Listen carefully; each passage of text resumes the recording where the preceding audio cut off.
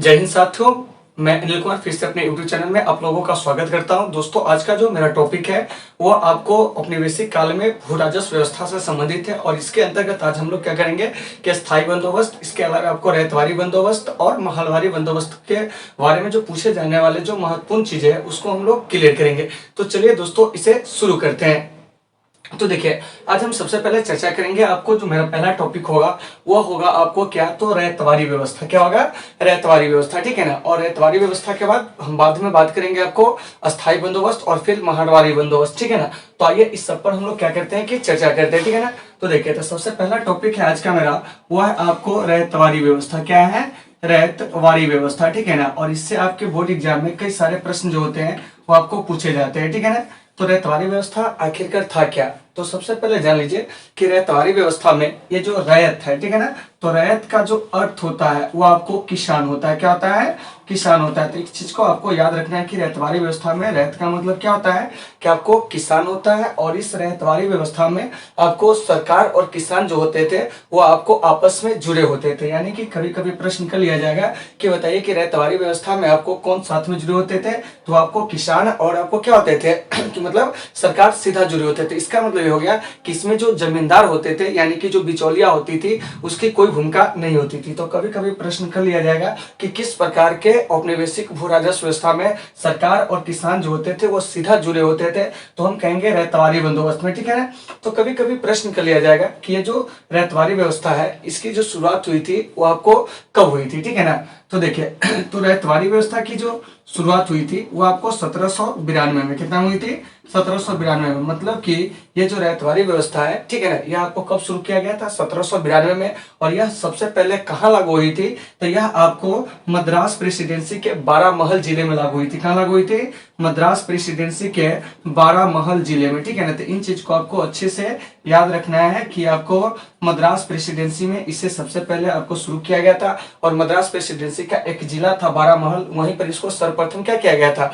लागू किया गया था। तो यहाँ से प्रश्न हमारा क्या पूछा जाएगा कि रैयतवारी व्यवस्था में रैयत का मतलब क्या होता है? तो हम कहेंगे किसान, ठीक है ना। रैयतवारी व्यवस्था जो थी वो आपको कब लागू हुई थी? 1792 में। यानी कि इसे 1792 में शुरू किया गया था। कहाँ? तो यह आपको सर्वप्रथम मद्रास के बारामहल जिले में क्या हुई थी कि आपको लागू हुई थी। लेकिन 1820 में इसे क्या हुआ था कि आपको संपूर्ण, ठीक है ना, कि मद्रास में क्या है, संपूर्ण मद्रास और मुंबई में इसे जो लागू किया गया था वह आपको कब लागू किया गया था? तो वह आपको 1820 में। तो इन चीजों को आपको अच्छे से याद रखना है कि ये जो रैयतवारी व्यवस्था है ये आपको संपूर्ण मद्रास और मुंबई में कब लागू हुआ था। यानी कि मुंबई उस समय कहिए, ठीक है ना, मुंबई नहीं कहिए, मुंबई, ठीक है ना, जहां पर आपको 1820 में क्या हुआ था कि आपको लागू हुआ था, ठीक है ना। चलिए आइए, इसके बाद यहाँ से प्रश्न किया जाएगा आपसे कि बताइए कि ये जो रैयतवारी व्यवस्था है इसके जो जनक थे वो आपको कौन थे? तो देखिए, रैयतवारी व्यवस्था के जो जनक थे वो आपको कैप्टन रीड थे और मुनरो थे। यानी कि रैयतवारी व्यवस्था के जनक जो है वो आपको मुनरो और रीड को क्या होता है कि आपको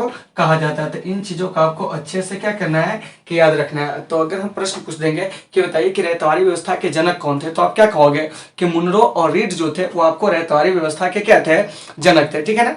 फिर यहाँ से प्रश्न किया जाएगा कि ये जो रैयतवारी व्यवस्था है वह आपको सर्वप्रथम जो लागू हुआ था कहाँ हुआ था? तो मद्रास के बारामहल जिले में लागू हुई थी। फिर यहाँ से प्रश्न किया जाएगा यह आपको कहाँ कहाँ लागू हुई थी, ठीक है ना, यह बताने के लिए, ठीक है ना। तो देखिए, तो सबसे पहले यहाँ पे दो प्रेसिडेंसी है, उसका नाम तो आपको याद हो गया होगा कि कहाँ लागू हुआ था, ठीक है ना। तो देखिए, तो एक आपको मद्रास और एक हो गया बम्बई। क्या हो गया?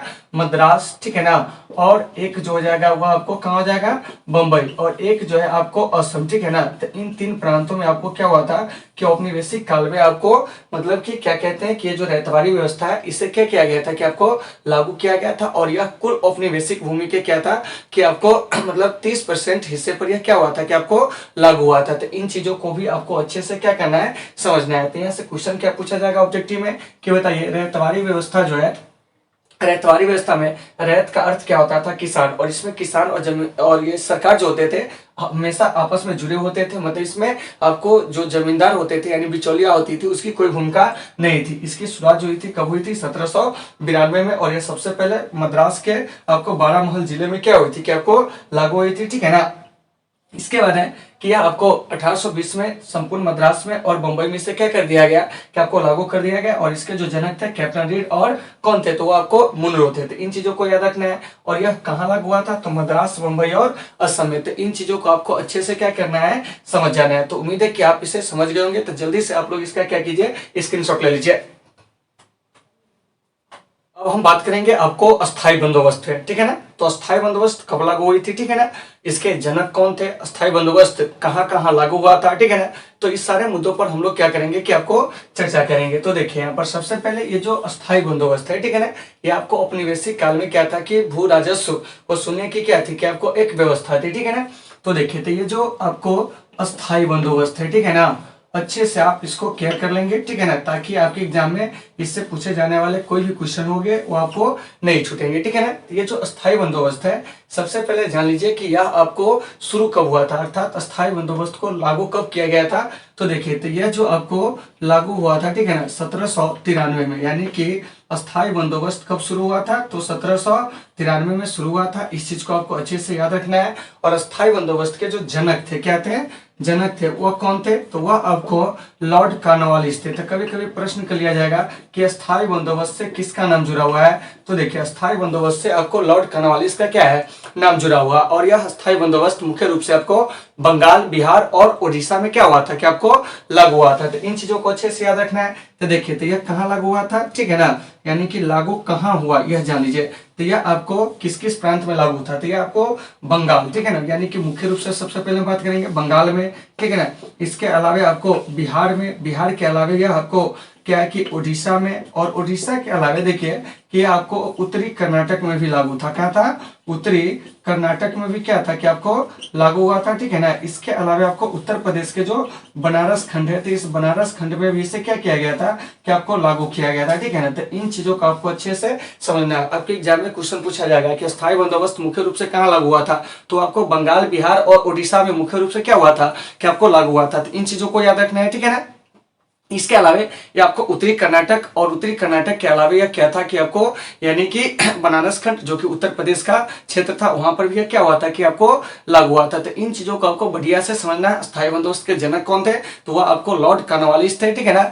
और लॉर्ड कॉर्नवालिस जो थे, ठीक है ना, वह उस समय बंगाल के क्या थे कि गवर्नर जनरल थे, ठीक है ना। और ये जो आपको अस्थाई बंदोबस्त है, इस अस्थाई बंदोबस्त में क्या था कि सरकार और आपको क्या था कि ये जो मतलब किसान होते थे उसके बीच में जमींदार जो होते थे वो आपको बिचौलिया का काम करता था। तो कभी कभी प्रश्न कर लिया जाएगा कि किस प्रकार के भू राजस्व व्यवस्था में सरकार और किसान के बीच में क्या होते थे, बिचौलिया होते थे। तो हम कहेंगे आपको क्या, अस्थाई बंदोबस्त में, ठीक है ना।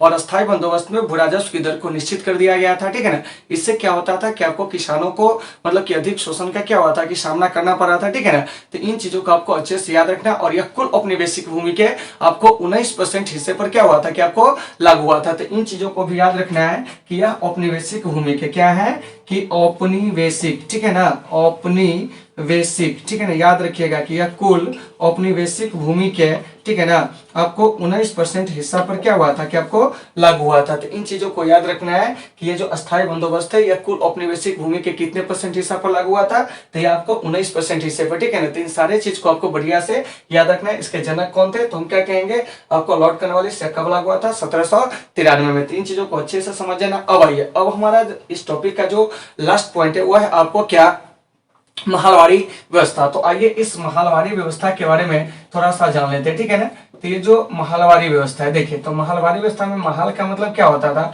तो आपको गांव का मतलब प्रतिनिधि होता था। यानी कि गांव में जो जमींदार होते थे उस जमींदार के संदर्भ में आपको महल शब्द का प्रयोग किया जाता था, ठीक है ना।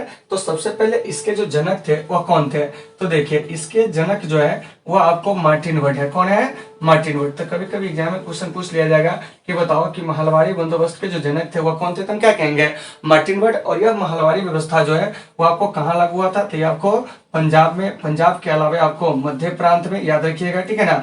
मध्य प्रांत के अलावे जो है यह आपको कहाँ लागू हुआ था, तो यह आपको पश्चिमी उत्तर प्रदेश में क्या हुआ था कि आपको लागू हुआ था। तो इन चीजों को भी आपको अच्छे से समझना है। तो कभी कभी प्रश्न कर लिया जाएगा कि बताओ कि ये जो महलवाड़ी बंदोबस्त है कहाँ लागू हुआ था, तो हम क्या कहेंगे, तो आपको पंजाब, मध्य प्रांत और पश्चिमी उत्तर प्रदेश में। और यह कुल औपनिवेशिक भूमि के 51% हिस्से पर क्या हुआ था कि आपको लागू हुआ था। तो इन चीजों को भी आपको अच्छे से समझना है, ठीक है ना। तो कभी कभी प्रश्न यहाँ से क्या क्या पूछे जाते हैं, देखिए कि महलवारी बंदोबस्त के जनक कौन थे, मार्टिन वुड। हालांकि लॉर्ड वेलेस्ली ने भी इसे क्या किया था कि आपको प्रयोग के तौर पर क्या किया था कि कुछ क्षेत्रों में लागू किया था, लेकिन इसके जनक के रूप में अगर पूछा जाए तो हम कहेंगे मार्टिन वुड। क्या कहेंगे, मार्टिन वुड। और ये कहाँ लागू हुआ था, पंजाब, मध्य प्रांत, पश्चिमी उत्तर प्रदेश। तो आपके बोर्ड एग्जाम में क्या क्या क्वेश्चन पूछे जा सकते हैं, जैसे अस्थायी बंदोबस्त के जनक, ठीक है ना, तो वह आपको कौन थे, तो लॉर्ड कार्नवालिस, ठीक है ना। इसके बाद रैयतवारी बंदोबस्त, इसके जनक जो थे वो आपको कैप्टन रीड और मुनरो थे। और वहीं आपको महलवारी बंदोबस्त, इसके जो जनक थे वो आपको कौन थे, मार्टिन वुड थे। तो इन चीजों को आपको अच्छे से याद रखना है। फिर पूछा जाता है कभी कभी कि स्थायी बंदोबस्त इनमें से किस प्रांत में लागू हुआ था, तो आपको याद रखना है बंगाल, बिहार, उड़ीसा में मुख्य रूप से। इसके अलावा आपको उत्तरी कर्नाटक और आपको पश्चिमी जो क्या कहते हैं कि उत्तर प्रदेश का जो एरिया है बनारस खंड, वहां पर भी क्या हुआ था, लागू हुआ था, ठीक है ना। रैयतवारी बंदोबस्त कहाँ लागू हुआ था, तो आपको मुंबई में, मद्रास में और असम में। महलवारी बंदोबस्त कहेगा तो आपको पंजाब, पश्चिमी उत्तर प्रदेश और मध्य प्रांत में। तो उम्मीद है कि आपको ये सारे चीज समझ में आ गए होंगे, ठीक है। इसमें हम ज्यादा ब्रीफ नहीं किए, इसमें हम क्या किए कि केवल आपके एग्जाम में जो ऑब्जेक्टिव टाइप प्रश्न पूछे जाते हैं उस पर हम क्या किया कि फोकस किए। तो दोस्तों उम्मीद है कि आपको ये सारे टॉपिक जो है आपको पसंद आए होंगे। तो चलिए आज की इस कक्षा को यहीं पे विराम देते हैं, फिर मिलते हैं आपसे एक बेहतर क्लास के साथ अगले वीडियो में। जब तक के लिए आप सबको सुविधा, टेक केयर।